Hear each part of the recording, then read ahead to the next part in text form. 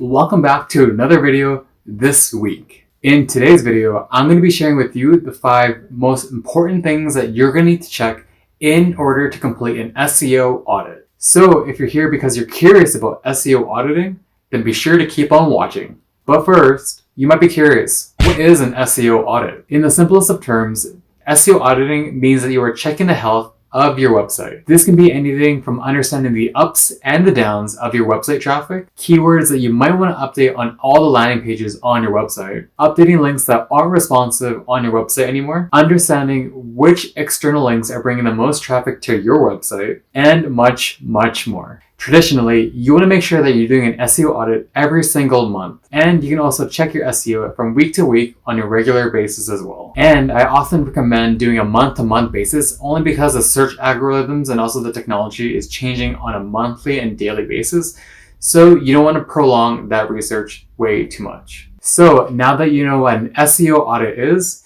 be sure to keep on watching because now I'm going to be sharing with you the 5 most important things that you're going to need to check off your list in order to complete a great SEO audit. Number 1, you're going to need to scan your website for keyword optimization. And what I mean by this, say for example, your company is an employee scheduling software, and the best keyword that you have is employee scheduling software. And you squeeze these keywords into multiple spots on your homepage. And when you're starting off, you're probably thinking this is a great idea, that you're putting this keyword that's really relevant to your business everywhere on your page. But this is not the right way to do it, because chances are this keyword that you think is really relevant to your business is actually really saturated and it's highly competitive to actually rank on. So when people search up for that keyword on Google or any other online search engine, your search result on your website probably isn't going to come up.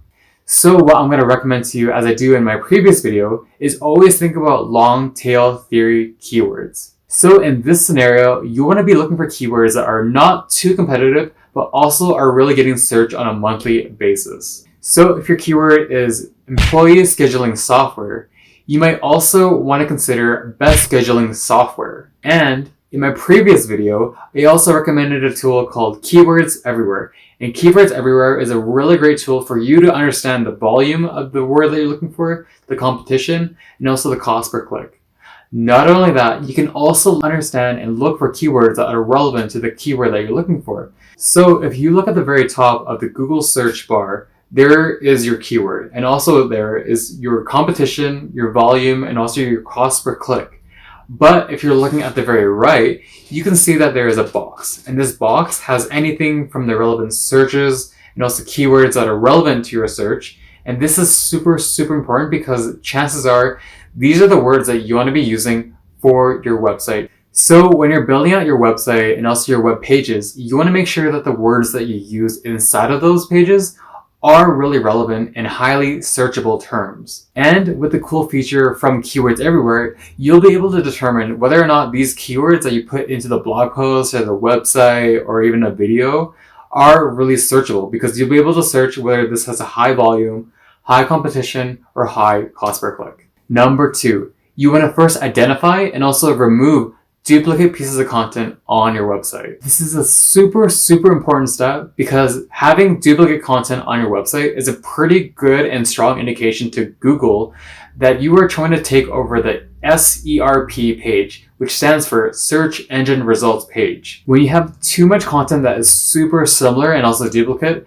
when people search up a word and your website comes up like 6 times because of this one word or one key phrase, Google will take that as a red flag, and then they'll also penalize you for that reason. So my recommendation for you then is to revisit your website and also see if you have any URLs, headlines, or taglines on your website, pretty much anything on your website, that isn't similar to something that's already done before. Number 3, make sure that your meta tags are optimized. Meta tags consist of meta descriptions and also title tags. And these are the 2 most important things that Google takes into consideration when they are trying to rank your website on the search engine alone. So when you're doing your keyword research, you want to make sure that the keywords that you're going to be using on your web pages and your website are included in your meta titles and your meta descriptions. Because if your meta tags don't align up with the content that you're publishing, chances are you're going to be getting a huge bounce rate and people are going to complain about your website not delivering the content that you promised in the very search result that they found alone. And you also want to avoid squeezing in words into a meta tag for the sake of just squeezing in words. So if your meta title or your meta description is like 10 great Instagram captions,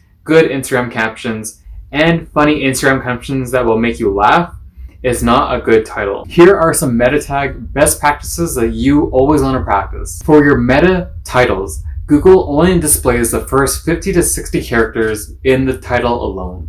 After the 50 to 60 characters, Google will not display anything more than that. And if you do have anything longer than that, it will look really funky. And I'll show you a screenshot right over here of what it might look like. So a pro tip is always to keep your title tags under 60 characters at most. And if you're curious about which tool that you might want to be using to really optimize your chances, you will need to consider Mozbar. There is a pretty cool feature within Mozbar that will help you figure out and create titles that are best optimized for your website. As for your meta descriptions, you have a little more bandwidth. You have about 155 words to about 160 words. In terms of the content, here's a really good formula to live by.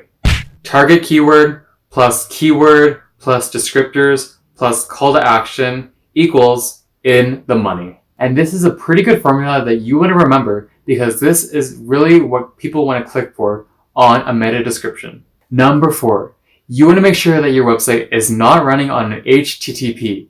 And if it is, then you want to make sure that you switch it up to HTTPS. In today's digital landscape, running on an HTTP alone is a big no-no. Number 5, search for site errors or broken links on your website. So if you've seen this error happen on your website, then chances are you either have a broken link or an image that is not formatted well that is causing your website and your web page to act like that. Say for example, on your website, you have a piece of content that links to another page from an image that you posted online.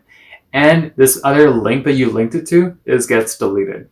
And because of that, you will get a 404 error, whoever clicks on the actual link. Contrary to popular opinion, a lot of broken links aren't actually broken because of site penalties. Progressively, as your site does get changed over time from month to month, and also you change content on your website in and out on a pretty monthly to daily basis, 404s just naturally occur. So in that case, you want to make sure that you're always revisiting your website and also web pages that you really haven't visited in a long time to make sure that you don't get any 404 errors on those web pages. And a really cool tool that you want to really optimize on for this step in the process is called WooRank. In my previous video, I really talked about really briefly of what this can do, and it can do anything from discovering broken links and what you can do to fix those links. So you want to make sure that you find that tool and also use it because you want to figure out which tools and links are really affecting your website at most and with the solutions that you can possibly address those issues with.